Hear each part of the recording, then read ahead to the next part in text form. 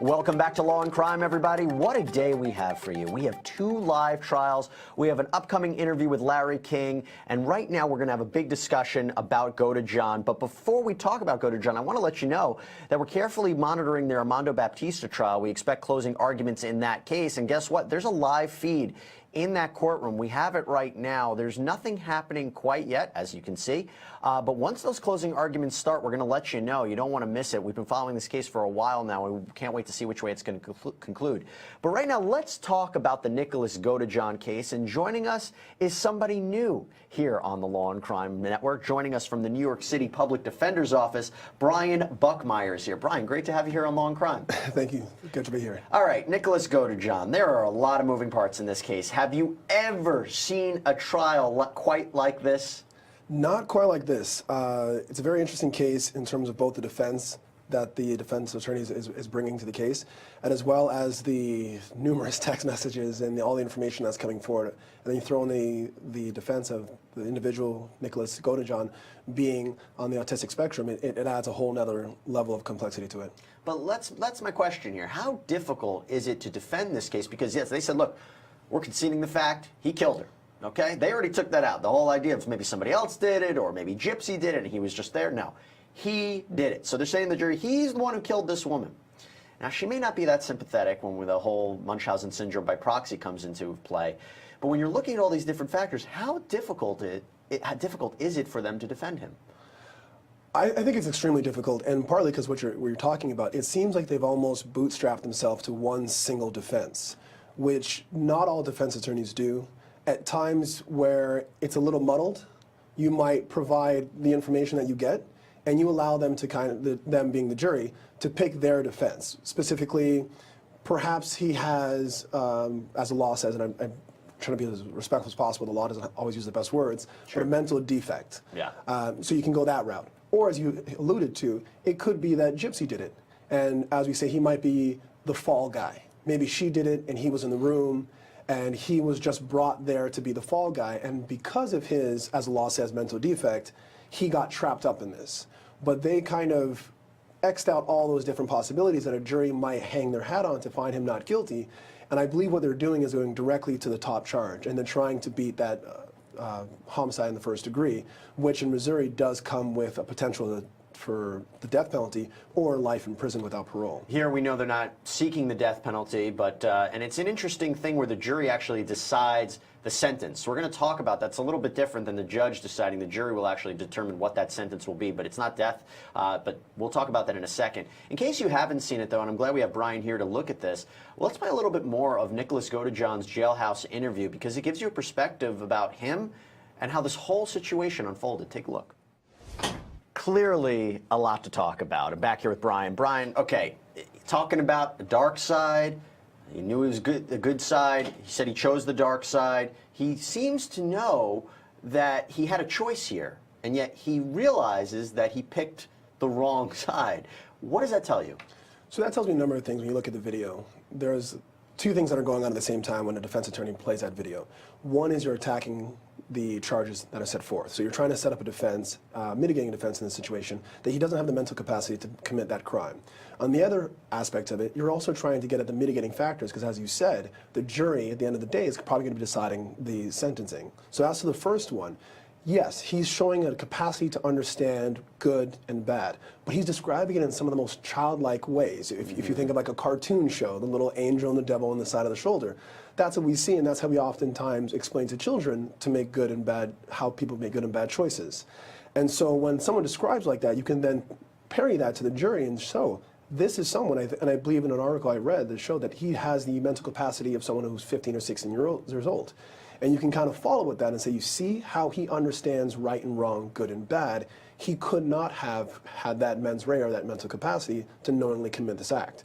He's also talking about the lack of time that he had, that it happened within a minute, that it was short. So they're trying to attack the premeditation that would come from first-degree murder, trying to, again, go for either the second-degree murder or maybe even a lesser-included crime like voluntary manslaughter, like a heat of passion. He's talking about the emotions he felt, about how he tried to take this girl away from this horrible situation, that he just wanted to run and take her to safety. So he's bringing up a lot of points that a defense attorney can then raise to the jury and say, this is why he's not guilty of X, Y, and Z. He's also bringing up points that if he is found guilty of one of these 3 crimes, murder in the first degree being the top and then maybe the lesser included, that he can then go back and say, these are mitigating circumstances. See why he got there. We understand that he did it. He admitted it. And the way Missouri does it, they do it in like a holistic approach to look at all the factors, and that's what he put out there. Okay, so I think we only have about 20 seconds left. Real quick, we'll talk more about it. You think he's going to take the stand? I don't think he's going to take the stand. Yeah. I would not. I don't think he would hold up in a cross-examination. I think the video is him taking the stand in of itself. That's an interesting perspective. Brian, I'm glad you're here. These are really great points. We're going to talk more about this. And let's not forget, they were also going to be interviewing here on the Law and Crime Network Larry King to talk about the latest in the CNN lawsuit with Jim Acosta against the Trump administration. We're going to talk more about that, and we have a lot more to discuss on the network, including the Armando Baptista trial and the Nicholas Godejohn trial. So, everyone out there, stay tuned. Don't go anywhere. We'll be right back here on Law and Crime. Okay, let's break down what we're seeing here, and there's a lot of moving parts in this case. I'm back here with Brian Buckmire to talk about it. And Brian, I got to ask you, if Gypsy took a plea deal, right? So 10 years in prison for second-degree murder. If she went to trial, do you think she would have been successful in arguing that she was the victim of her mother who suffered from Munchausen syndrome by proxy? And again, the idea that a caregiver makes up symptoms of her child, in this case, in order to get sympathy from the public, get attention. I mean, she basically confined her daughter to a wheelchair and told her she had leukemia when it was not the case, and said she suffered from muscle dystrophy and seizures. This was all untrue. So you think she would have had a successful trial if she actually took it there? Success is measured in many ways. Success can be measured by beating the top charge, by lessening the sentence, or by what most people assume is just getting off completely. Do I think she'd be successful in the first 2? Yes. In the last one, maybe. When I read about her story and I looked into it, it kind of sounded a lot like a typical defense that people have with battered woman syndrome, where a wife might be beaten throughout the pendency of a relationship, either physically or emotionally, and maybe not at the time in which they committed the act of murder or assault.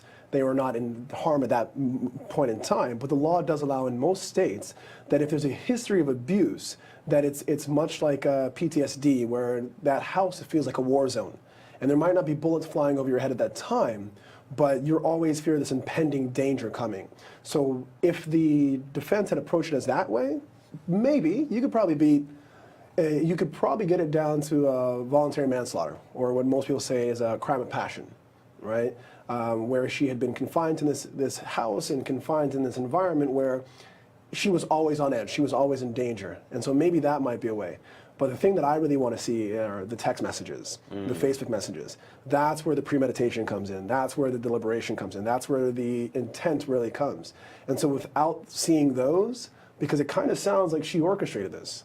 If I'm Godejohn's defense attorney, I might even suggest that, hey, is this the first time she's done it? Are there other boys that she might have spoken to and try to get them to fall in love with her that she might have tried to get them to do it down the road? So it really, I think, comes down to those text messages and how she initiated or how kind of created this relationship. And what's so eerie is when you look at photos of her in prison with her hair grown out, ear-to-ear smile, it's almost as if she feels more free and happy now than she did under the care of her mother. So this is a very strange case. But one of the questions that I asked Brian earlier is whether or not Nicholas Godejohn, the defendant, will take the stand. Let's see what happened yesterday when the judge questioned him about that.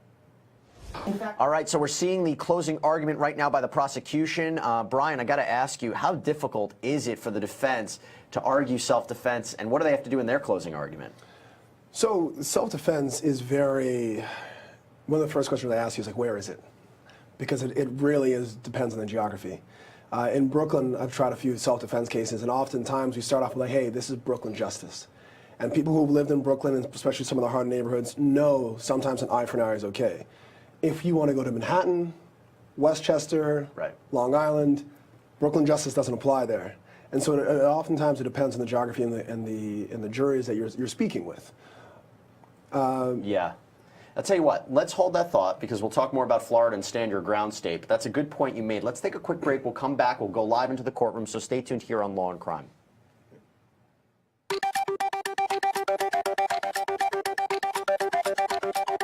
All right, little sidebar right there. I want to bring back in Brian Buckmire to talk more about this.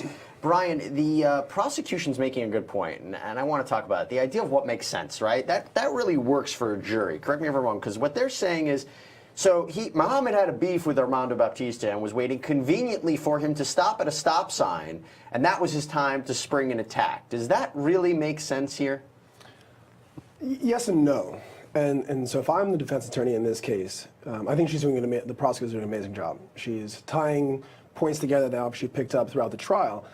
But if I'm the defense attorney here, my first thing that I say when I get up there is, have any of you been in a fight? Yeah. When it comes to fights, we're not picking the best place to fight. I think this case was probably not going to be won in summation. It was probably won in jury selection, when they picked the right individuals who understood, or at least believed they understood, how fights operate and how people engage in fights. I usually bring it back to points where everyone can understand and agree. Schoolyard fights. You just fought wherever the person was. You didn't say, well, the teacher's going to come out here, we should go around the corner, we should do this to evade the teacher from catching us. Sometimes fights just happen where they happen. There's not that much thought behind it. That's a good point, and unfortunately there doesn't seem to be much thought behind this fight, because we do have a person who was stabbed to death and we're asking why. Let's go back into the courtroom. The prosecution is continuing on with their closing argument. All right, we have to take a quick break, but before we do, want to get the last perspective of Brian Buckmire, a great guest for this morning. Brian, what does the defense need to do when they ultimately conclude with their closing argument? So the defense has to cure a lot of what the prosecutor has created a problem for them, and she has done an amazing job. She's personable, she's intelligent, and she's not just going with one story and telling the jury, believe my one story. She's actually continuing the story and saying, this doesn't make sense, this doesn't make sense, this doesn't make sense, but what I'm saying makes sense. What the defense needs to do is go back and pick up those pieces and say, no, this does make sense. This is where she's overreaching. This is self-defense. She was wrong about that. And usually it's the defense attorney's job to kind of poke holes or put things aside like that. But this prosecutor is anticipating a lot of what the defense probably wants in for the jury to consider before they make the deliberation. So the defense attorney's really got an uphill battle here, because she did an amazing job just from what the few minutes I've seen. And he's really got to drive home that this is self-defense. There's not as much premeditation as this prosecutor is saying. Stop what we would say like the Monday morning quarterbacking.